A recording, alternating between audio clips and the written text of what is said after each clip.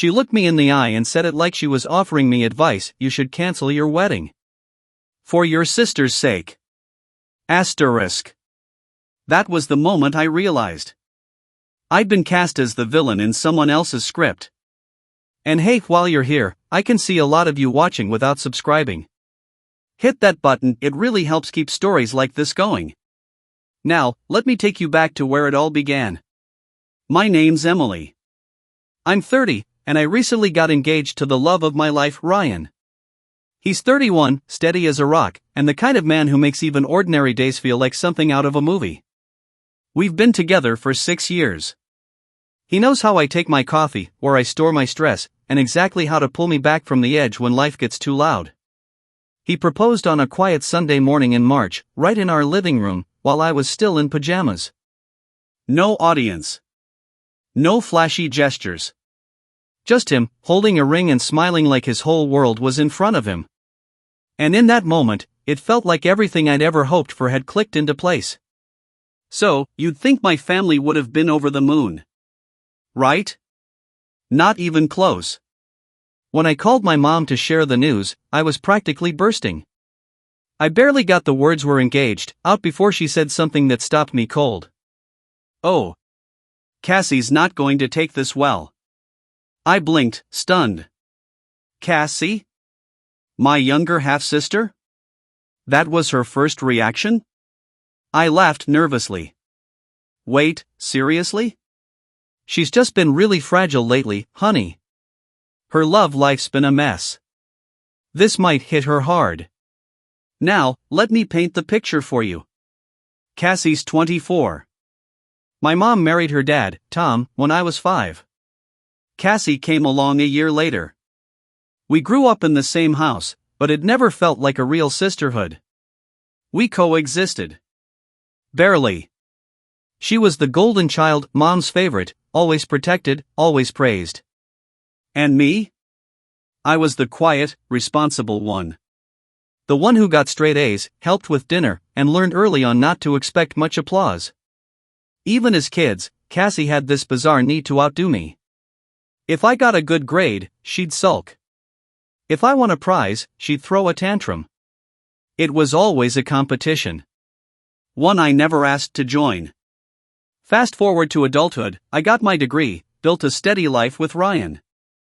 Cassie, on the other hand, never went to college, bounced from job to job, and rotated through relationships like seasons. Every few months, she was either madly in love or catastrophically heartbroken. So yeah, she wasn't exactly thrilled when she heard I was getting married. But even I didn't expect what came next. Just a few weeks after my engagement, Cassie announced she was getting married. To a guy she'd known for 3 months. His name was Jake. We didn't know much about him, just that he had a motorcycle, a flashy smile, and, according to Cassie, a deep soul. I kept my mouth shut. Not my circus, not my monkeys. Her wedding was a blur. Loud, chaotic, and thrown together in less than 2 months. She wore a sparkly dress, cried through her vows, and posted 600 photos on social media in the first 24 hours. I sent her a polite card and wished her well. By July, the fairy tale was over. Jake had cheated with Cassie's best friend. And 2 months after their wedding, she filed for divorce. It was a train wreck. A messy, humiliating one. And while I genuinely felt bad for her, every attempt I made to reach out was met with cold silence. Or worse, hostility. I didn't understand it at first. I thought she was grieving, lashing out. But then it clicked, she wasn't just hurt. She was blaming me. From what I could piece together, Cassie saw my engagement as the trigger for her impulsive decision to marry Jake. As if I'd forced her hand. As if she had something to prove, and when it blew up, it was easier to resent me than admit she'd rushed into it. By the time fall came around, we weren't speaking. And my mom? She was different. Distant. Every time I mentioned wedding plans, she'd shut down. No questions, no excitement. Just silence. I told myself she was just trying to stay neutral. That maybe talking about weddings reminded her of Cassie's failed one. I gave her the benefit of the doubt. I shouldn't have. It was November. Ryan and I had just sent out our wedding invitations. I remember feeling giddy, like we were finally in the home stretch. Everything felt real, tangible. Then, I got the call. It was my mom. Which was strange in itself, she rarely calls. She's more of a monthly text and occasional birthday message kind of person. I picked up, half expecting some rare burst of enthusiasm. But instead, I got that dreaded sigh. That long, dramatic sigh that says, "I'm about to ruin your day, but pretend I'm doing it out of love." Then she said it, "So, you're really going through with the wedding?" I paused. Yeah. Everything's set. The venue, the food, flowers. Most of it's paid for. She sighed again, louder this time. Well, I've been thinking about Cassie. And I really think you should reconsider. Reconsider what? The wedding, Emily. It's just not the right time. Cassie's still so heartbroken, and having a big celebration like this, so soon after her divorce, it feels a little insensitive. I actually laughed. I couldn't help it. You think I should cancel my wedding, for Cassie? Well, yes. She's going through a lot. Seeing you get married right now is going to hurt her. I couldn't believe what I was hearing. Mom, we've been planning this for almost a year. The date's set. The money's spent. How can you ask me to just not go through with it? She didn't even flinch. You could do something small. A private church ceremony. Just immediate family. That way it's not flaunting it. Flaunting it? This isn't about showing off, I said, struggling to keep my voice calm. This is about celebrating a 6-year relationship. With the person I love. There was a pause. Then the dagger, if you really loved your sister, you'd do this for her. That's when the switch flipped inside me. Mom, I love my sister. But this isn't about love. This is about control. And I'm not changing the biggest day of my life to protect her from feelings she refuses to deal with. She didn't like that. She called me cruel. Selfish. Said I was heartless for not understanding what Cassie was going through. And then she dropped the classic line, "I thought I raised you better than this." That's when I hung up. I called Ryan, still shaking. Told him everything. He was quiet for a moment. Then he said, I wish I could say that was the end of it. But something tells me, it's not. He was right. This wasn't over. You'd think asking me to cancel my wedding would have been the low point. Turns out, that was just the warm-up. After that phone call with my mom, I hoped, naively, that maybe she just needed time. That maybe she'd come around. But instead, she doubled down. And this time, she brought reinforcements. It started small. Every few days, I'd get a text or call from her. Always with the same message, just dressed up in different words, "Cassie's heartbroken. You're being insensitive. Can't you scale the wedding down? A smaller ceremony would mean so much to the family." And every time, I said no. Then she took it a step further, she called Ryan directly. That's when I knew this wasn't just emotional pleading anymore. It was a full-blown campaign. Ryan picked up, thinking maybe it was something practical. Instead, Mom launched right in, "You're such a thoughtful man, Ryan. I know you'll understand why this is important. This wedding, it's just not the right time. For Cassie's sake." Ryan, bless him, didn't even flinch. "We're keeping the wedding as planned," he told her. "This is our day. And I won't apologize for that."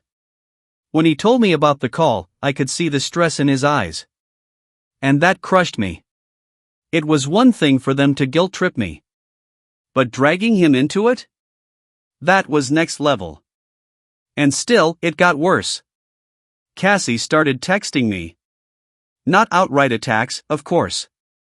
That would have been too honest. No, her game was passive-aggressive guilt. Must be nice to have everything go so perfectly for you. Don't you think it's a little soon for a celebration? Some of us are still picking up the pieces. Then she started questioning the date, January? Isn't that weird timing? Are you sure you didn't pick it to rub it in my face? That one hit me. Not because it made sense, it didn't.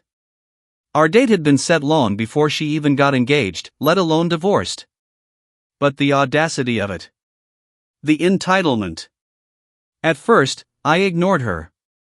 But the messages just kept coming.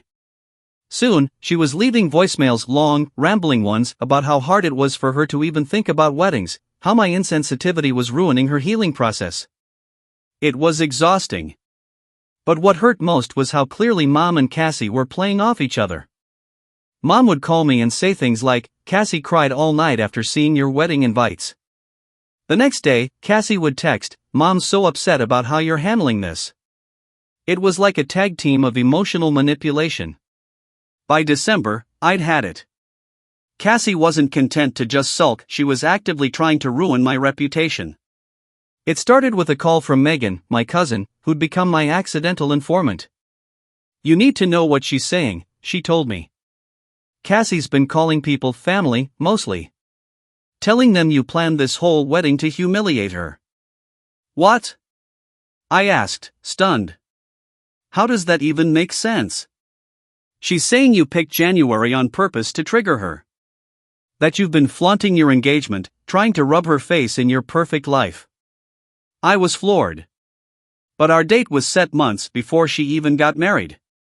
Megan sighed. "Yeah. Logic doesn't matter when someone's determined to be the victim." And the stories kept growing. According to Megan, Cassie told people things like, "Emily always thinks she's better than me. She just wants to show off how stable her life is because she knows I'm struggling." And the worst part? Some people actually believed her. My uncle called to say I was being immature. A cousin I hadn't seen in years left a voicemail saying I'd disgraced the family by excluding my sister from the celebration. It was like a wildfire of drama, and I was the villain in every version of their story. But not everyone bought into the narrative. Aunt Laura, my dad's sister, called me and said, "I'm proud of you for standing your ground. You've put up with their nonsense for long enough." Megan sent me a message that nearly made me cry, "Don't let them break you. Everyone who actually knows you is on your side." Even my godmother, who rarely gets involved in family stuff, called and said, "Your wedding should be about love and joy, not bitterness. They've made their choice. Now you make yours." Their support felt like sunlight after weeks of storm clouds. Then came Christmas. I should have stayed home. But I was tired of feeling like I was the one hiding. So when Ryan and I were invited to dinner at my aunt's house, we went. Cassie and Mom were there, of course. The tension was immediate. Cassie barely looked at me. Anytime I said anything about the wedding, she'd roll her eyes or sigh like I'd just committed a crime. At one point, I was talking to my aunt about flower arrangements, and Cassie muttered, "Must be nice to waste so much money on a party when other people are still recovering." I ignored her. But then, just as the conversation moved on, Cassie burst into tears. Loud, dramatic sobs, right there in the living room. Everyone froze. Through tears, she choked out, "I can't believe how cruel people can be. I've been through so much, and I have to sit here while Emily talks about her perfect wedding like nothing else matters." Mom rushed to her side like a scene from a soap opera. "She's right, Emily. You have no idea how hard this has been for her." That was it. I stood up, hands shaking. "This wedding has nothing to do with Cassie. Ryan and I have been planning this for a year. If she's upset, that's not my fault. Maybe she should take responsibility for rushing into a bad marriage instead of blaming me." Dead silence. Cassie's tears turned into fury. "How dare you? You've had everything handed to you, your scholarship, your boyfriend, your perfect little life. You don't know what it's like to struggle." I took a deep breath. "You're right. I don't know what it's like to have my life fall apart. But maybe that's because I don't make impulsive decisions to compete with other people. Maybe if you spent less time being bitter and more time working on yourself, you wouldn't be in this situation. Ryan took my hand. We're leaving. On the way home, I kept replaying the conversation, wondering if I'd been too harsh. But then I remembered how long I'd been quiet. How many times I'd tried to be the bigger person. And I knew I was done playing nice. The next day, I got a text from Mom. "You owe your sister an apology. She's been through so much. And you were unnecessarily cruel." I stared at the screen. I didn't reply. I was done apologizing for things that weren't my fault. That night, I looked at Ryan and said the words I'd been holding back for weeks. "I think I need to uninvite them. Both of them." He didn't hesitate. "Then that's what we'll do." After Christmas, I finally drew the line. It was no longer just about the wedding, it was about protecting my peace. And sometimes, protecting your peace means protecting it hard. Ryan and I sat down 2 days after that awful family dinner. We talked it through, every email, every phone call, every snide comment and guilt trip. I'd been trying to keep the peace for months. But peace, I realized, was never their goal. Control was. "I think I have to uninvite them," I said quietly, the words heavy in my throat. Ryan reached for my hand. "I've been thinking the same thing. It sucks. But this is your day. Our day. And you deserve to enjoy it." With tears in my eyes and resolve in my chest, I drafted the email. I kept it short. Calm. Factual. I explained that the constant drama, the lies, the manipulation, everything had made it clear they didn't support this wedding. I needed to protect my emotional well-being. So they were no longer invited. I wished them peace and healing, and hit send. The relief? Immediate. A weight I hadn't even fully realized was there lifted off my shoulders. But of course, they didn't go quietly. Mom was the first to respond. Her email was a masterclass in emotional blackmail. Dramatic lines like, "I never thought my own daughter would betray me like this, and you've chosen a man over your own blood." She even dragged my late father into it, "He would be so disappointed in you." I stared at the screen. My heart didn't break, it hardened. Then came Cassie's email. Unsurprisingly, it was filled with rage, self-pity, and delusion. She accused me of being jealous of her. She actually said that. Jealous. Of her impulsive marriage and public meltdown? Not sure what planet she lives on. She ended her message with, "You'll regret this when you realize you've destroyed this family." I didn't reply. But the fallout kept coming. Calls. Texts. Voicemails. Mostly from relatives Mom and Cassie had already manipulated. One cousin told me I was immature. Another left a voicemail calling me cold-hearted. I felt overwhelmed at first. Cornered. But then light. The people who actually mattered started showing up. Aunt Laura, my dad's sister, called to say, "It's about time someone stood up to them. I'm proud of you." Megan, my rock through all of this, sent a long, heartfelt message, "You're doing the right thing. Don't doubt it. The ones who love you have your back." Even my godmother called and said, "Your wedding should be a celebration, not a circus. You're brave, and you're not wrong." Their words were like balm to my soul. Then came another phone call from Megan. "You're not gonna believe this," she said, her voice part amused, part annoyed. "Cassie's telling people you uninvited her because you're threatened." Threatened? I repeated.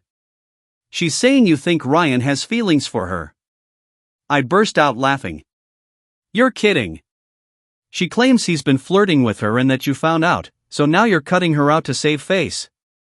It was so ridiculous, I didn't even know how to respond.